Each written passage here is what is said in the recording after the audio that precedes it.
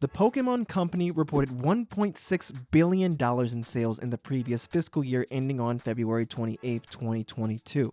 Even over 25 years after the franchise began back in 1996, the series is still as successful as ever, being one of the most popular and recognizable media franchises on the planet. But how did Pokemon's creators manage to succeed all those years ago? How did Pokemon capture the world?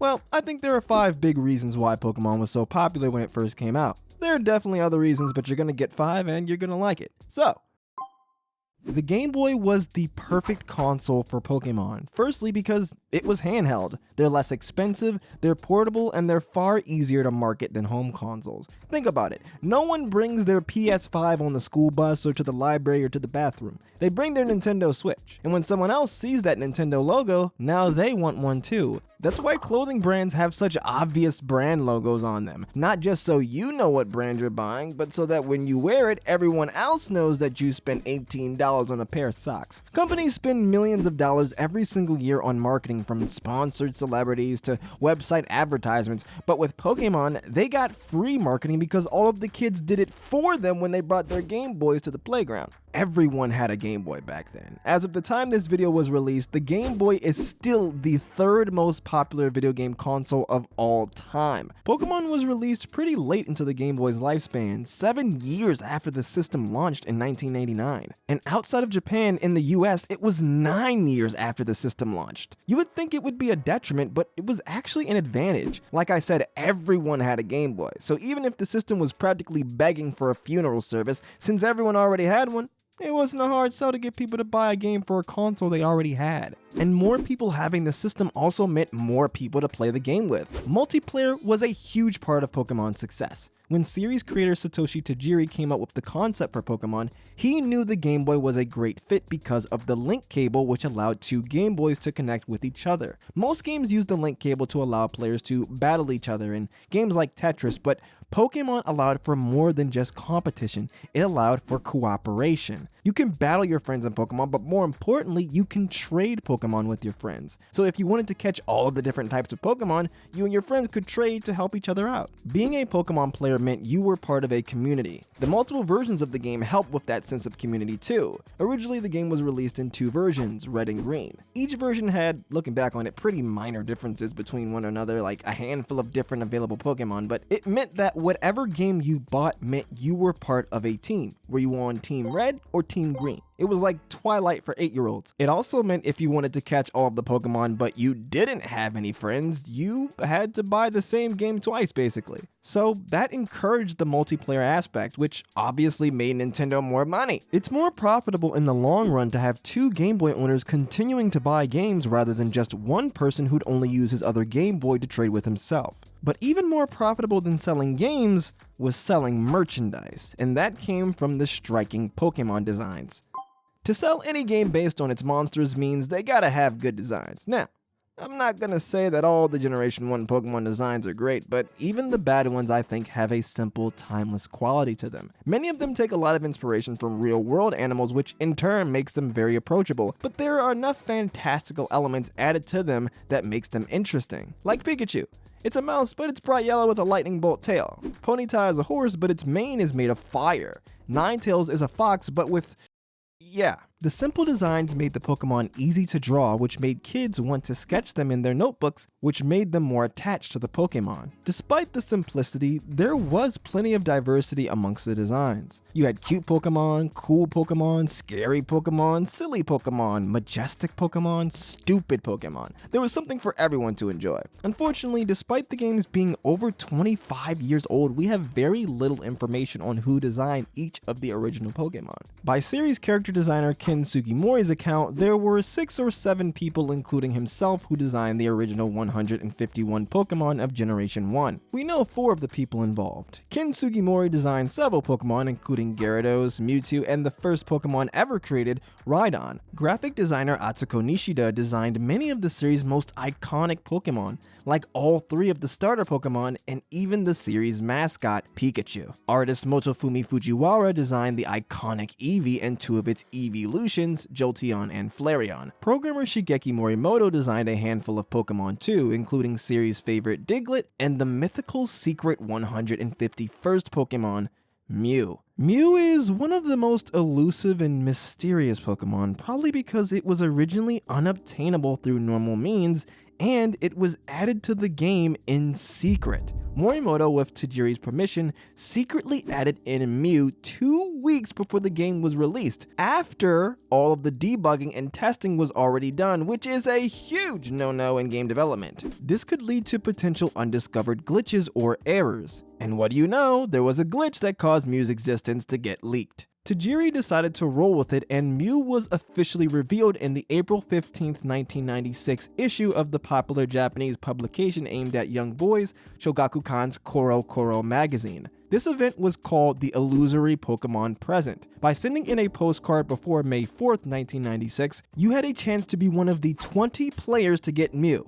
Yeah, only 20. There were about 78,000 people who sent in postcards. The winners would send in their Pokemon cartridges, and Morimoto himself traded each person's game a copy of Mew. While you could see Mew's existence getting leaked ahead of time as a bad thing, it was actually a blessing in disguise. It turned Mew into a strange urban legend, and that I think helped draw people further into the world of the game. These Pokemon weren't just cool designs, but they had stories, like the artificial Pokemon Porygon or Ditto, who could transform into a copy of any Pokemon. The only problem with Generation 1 was the quality of the Pokemon sprites themselves. Later revisions made the Pokemon look better, but obviously being stuck on a tiny Game Boy screen meant these designs really couldn't pop. That is, until they finally had their glow up when the anime came out.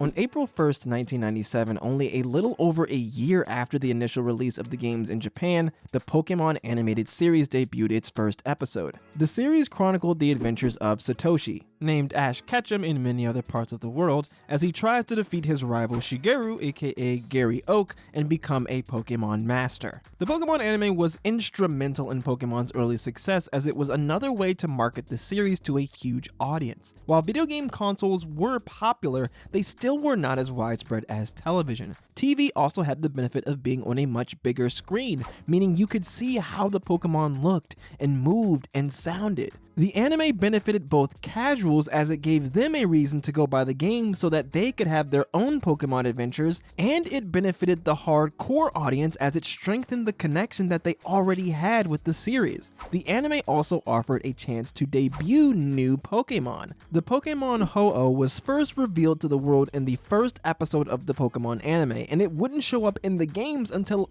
over 2.5 years later on November 21st, 1999, with the release of the second generation of Pokemon, Pokemon Gold and Pokemon Silver. I remember seeing this episode as a kid and being confused since Ho-Oh wasn't in the games. Little did I know, it was a deviously genius marketing trick, and they continued this for many years to come. The anime was a great tool to get people hyped to play the games, but even without the anime, the game did have the components that allowed people to become really attached to the world of Pokemon, and that was, well, the world of Pokemon.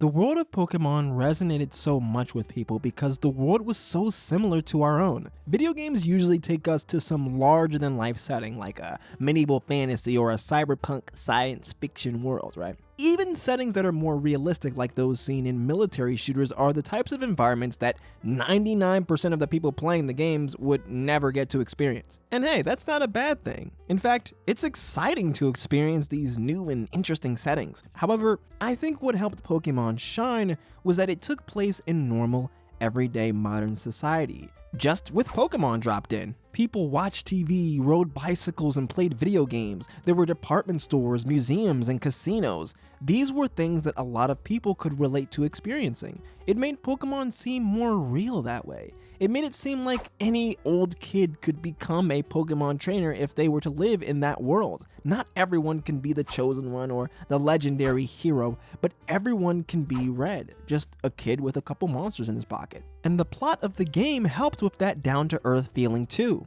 The main goal of Pokemon is either to catch all of the Pokemon or become the champion, the strongest trainer in the region. noticed how neither of those two things involve saving the world, what you're commonly expected to do in a lot of video games. There is a subplot about stopping Team Rocket, a gang of criminals who want to exploit Pokemon for their own gain, but honestly, they kinda suck. They just want to make money by selling Pokemon. Is it messed up?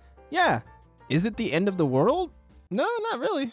Even then, Team Rocket is dealt with pretty easily. They show up less than half a dozen times in the game. They're very much there to give some sort of recurring plot thread to the game, but at the end of the day, the main focus of the game is on your adventure in this world of Pokemon, and I think the relatively low stakes of that focus made the game much more personal. The other thing that made the game more personal was your party members.